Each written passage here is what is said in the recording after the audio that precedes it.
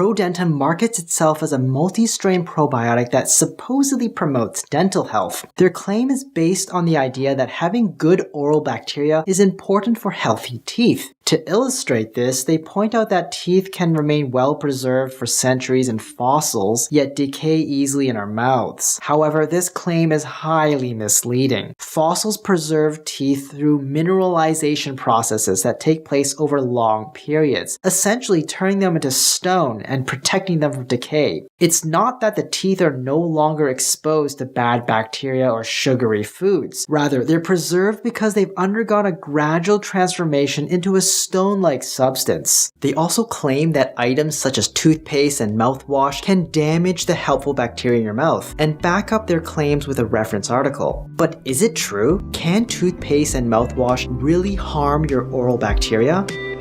Before we can address this question, we first need to address the bacteria in our mouths. From the article, a healthy mouth microbiome can indeed play a role in maintaining good dental hygiene. The article explains that not all bacteria in our mouths are harmful. It's the specific types of bacteria that matter. But this concept isn't groundbreaking. It's much like how a healthy gut microbiome contributes to an overall healthy gut, or healthy skin microbiome contributes to healthy skin. Many studies predating this article have emphasized the significance of the oral microbiome for dental and oral health. However, contrary to what ProDentim suggests, oral bacteria are just one small piece of the puzzle. Other factors such as proper oral hygiene, diet, genetics, and medical conditions also significantly influence oral health. If you have poor oral hygiene and eat sweets all day, it doesn't matter how many good probiotics you put into your mouth, you're still going to get cavities. But could mouthwash or toothpaste harm the good bacteria in your mouth and lead to problems? The article points out that using antiseptic mouthwashes to rid the mouth of bacteria might actually disturb the natural balance of healthy bacteria in the mouth. There is some truth to this. In fact, the notion that mouthwash might not be necessary and could even be harmful to the oral microbiome is not a new idea. There's already evidence suggesting that excessive use of chlorhexidine mouthwash can worsen oral bacteria levels over time. One reason the article gives is that regular use of chlorhexidine may increase the risk of bad bacteria becoming resistant to this antibiotic and evolving to become stronger. Most research already suggests you should avoid chlorhexidine mouthwash as a regular cavity prevention method because it may not work very well for this purpose. This is likely because mouthwash is unlikely to penetrate the biofilm layer sufficiently to destroy all the harmful bacteria. So there is merit to the idea that regular use of mouthwash might not be beneficial for dental health, and there's evidence suggesting it might be best to skip it. However, the article does not say that toothpaste does that. In fact, they make the distinction directly in the article that it is only mouthwashes, especially those containing chlorhexidine, that pose potential problems for the oral microbiome. There's absolutely no evidence suggesting toothpaste is harmful to the oral microbiome, as ProDentim is suggesting.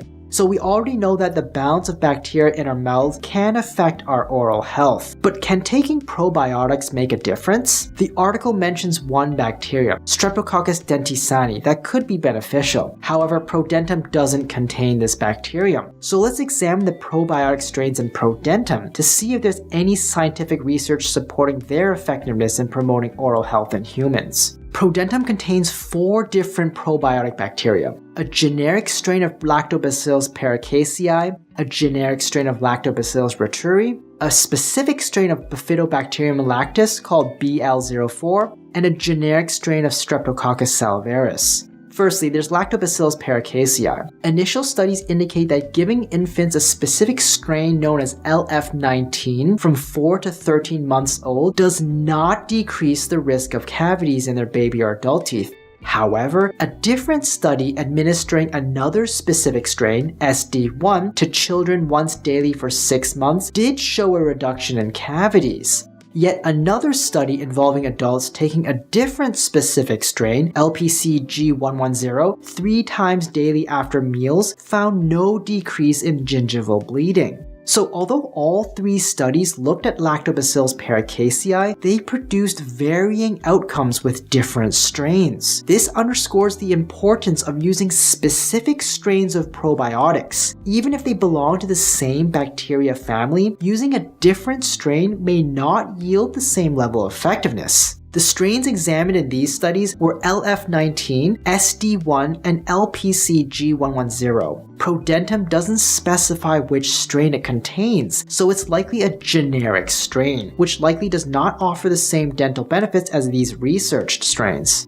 Lactobacillus reuteri is another probiotic that has been also studied for various oral conditions, with mixed results. A meta-analysis of 2 studies that used Lactobacillus reuteri in chewable tablets or lozenges for 4 to 8 weeks found no improvement in gingivitis. Studies also indicate that giving infants a specific strain called ATCC 55730 from birth until 12 months does not reduce dental plaque on their baby teeth by the age of 9 years. However, administering another strain of Lactobacillus reuteri to patients shortly after receiving a dental implant appeared to slightly reduce gum bleeding and improve other dental health factors. Yet there wasn't much change in the oral microbiome, suggesting that the improvement may not be due to the probiotic colonizing the mouth. The same strain was also given to sailors twice daily for 42 days, resulting in small improvements in dental health. Once again, the specific strain of Lactobacillus reuteri matters, as different strains can produce different outcomes. The strains examined in these studies were ATCC 55730, ATCC PTA 5289, and DSM 17938. ProDentim likely uses a generic strain again, which likely does not offer the same benefits as these researched strains.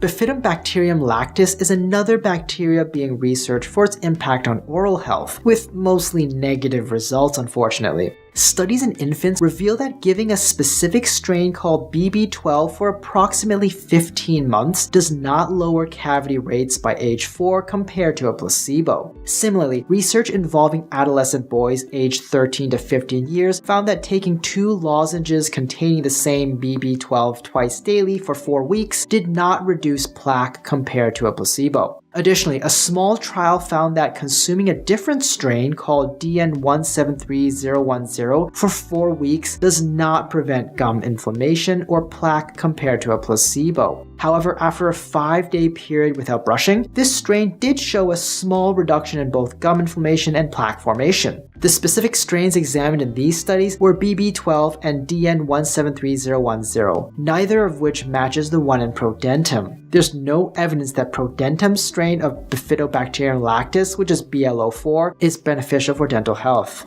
Finally, let's look at Streptococcus salivarius. In a clinical study, children who consumed a specific strain called M18 experienced a small reduction in plaque scores. Similarly, in a separate study, adults who took another strain known as K12 also saw a decrease in plaque buildup after 6 weeks. Yet another study combining both strains of Streptococcus salivarius found that adults who took this combination had a lower risk of cavities. Moreover, K12 was found to alleviate halitosis, or bad breath, but only when the tongue coating was removed before using the lozenge. The strains examined in these studies were M18 and K12, both of which are sold under the proprietary name BLIS. Again, ProDentim doesn't specify the strain it uses on the bottle or website. Overall, ProDentim does use a number of probiotics which have been researched for dental health. However, it appears that ProDentim uses mostly generic strains of these probiotics. As we've learned from the research, the specific strain of probiotic matters significantly in terms of the effectiveness for dental health. Using a different strain can result in vastly different outcomes. Since ProDentim doesn't specify or contain any of the specifically researched strains, I'm not sure it provides any of the researched benefits. More likely than not, these generic strains in ProDentim offer minimal to no benefits for oral health compared to their well-researched counterparts. Therefore, I think it's unlikely that ProDentim is effective for promoting oral health. If I want to achieve what ProDentim claims to do effectively, I'd search for probiotics with the specific strains that have been researched and shown benefits. Among the strains we've examined, Streptococcus salivarius M18 M18 and K12, marketed under the name BLIS, seem to be the easiest to get and have the most consistent evidence of improving overall dental health. However, even then, the overall benefits were marginal, and 100% does not replace proper toothbrushing and good oral hygiene. While ProDentim sells for approximately $70 per month, oral probiotics containing Streptococcus salivarius K12 or M18 typically range from $10 to $20 a month. Rating ProDentim by effectiveness for improving dental health, I'm giving it a D. While the types of probiotics they use have been researched for oral health before, it's unlikely that the generic and unlisted strains they use will be helpful. Rating it by cost, I'm giving it a D. You can get far more effective strains for much cheaper. Rating for safety, I'm giving it a B. These probiotic strains appear to be relatively safe to use. Overall rating, I'm giving a D. I would not recommend it at all. Hi, I'm Dr. Brian Young. Do you think it's worth it? Let me know in the comments down below. And if you found this video helpful, please subscribe to the channel and leave me a like. Hit the notification bell if you want to stay up to date, and share this video with someone you know who can use the info.